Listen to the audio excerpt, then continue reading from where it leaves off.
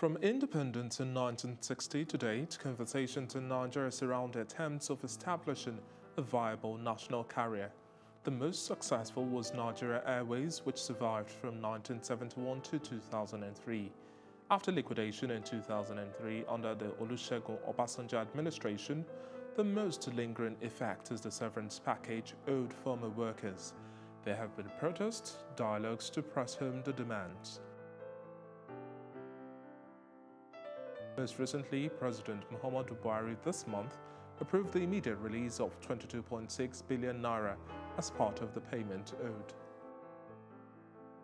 I can tell you from personal experience that this is quite a relief.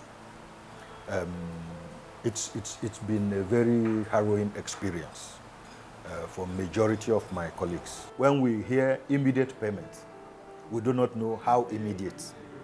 We are in the process of trying to find out. And we also do not know when the balance of 50% will be paid.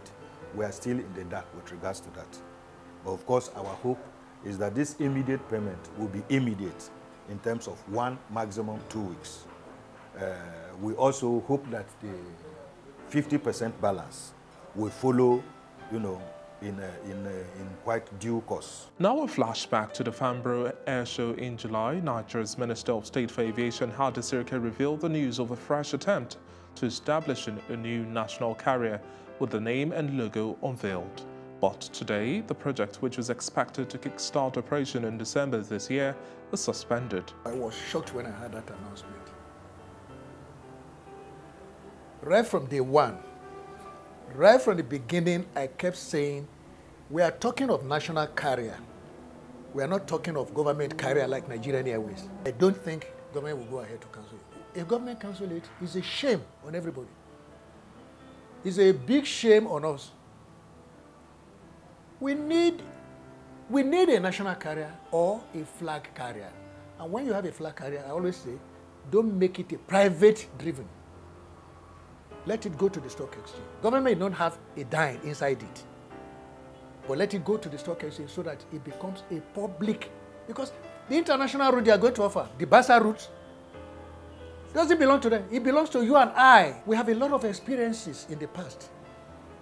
We had the experience of KLM and Nigerian Airways. We had the experience of South African Airways and Nigerian Airways. It didn't work. That's on one side, government airline and foreign airline, foreign counterpart. The second experience we had is private airlines. Since 1985, liberalization has started. We didn't learn any lesson, good lesson from the private airlines. We never learned. Up to today, we are not learning. The state of maintenance, repair and overhaul facilities is a cause for concern among other airport infrastructure, missing elements in the aviation sector. Most airports in this country, actually about 20-something of them, I can bet you that less than 30% of them have runway like that. That's why you find out that the airlines cannot fly to most of these airports at night. The only place you can fly to after 7 o'clock in this country now, Abuja, come back to Lagos, possibly Kaduna, Kano, and maybe Port Harcourt. The issue of radar is there. They just brought the issue of radar just 2 or 3 weeks ago. Everybody keep denying. Even when they said that the radar has outlived its usefulness. The federal government this year provided tax waivers for domestic airlines in the country, estimated to be about 50 billion naira.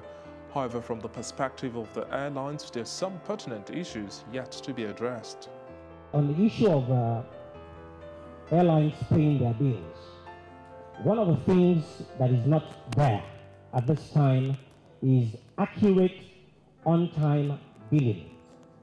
When bills come to airlines 3 months later, it is almost impossible to reconcile. And if you're not able to reconcile your bills, or you're disputing your bills, there's absolutely no way you're going to make payments. Workers in the sector highlights that unionization is still not a welcomed development. Many airlines, they don't want to unionize because they don't want to pay living wages. They don't want to pay competitive wages. That's simple and short. They want to keep the workers there and use them like slaves because there's no work available. So whatever conditions you give people, they accept it. As the nation marks 58 years of independence, all these and more come into perspective for discussions to make the aviation industry in Nigeria thrive. Reporting for Plus TV Africa, David Alabi.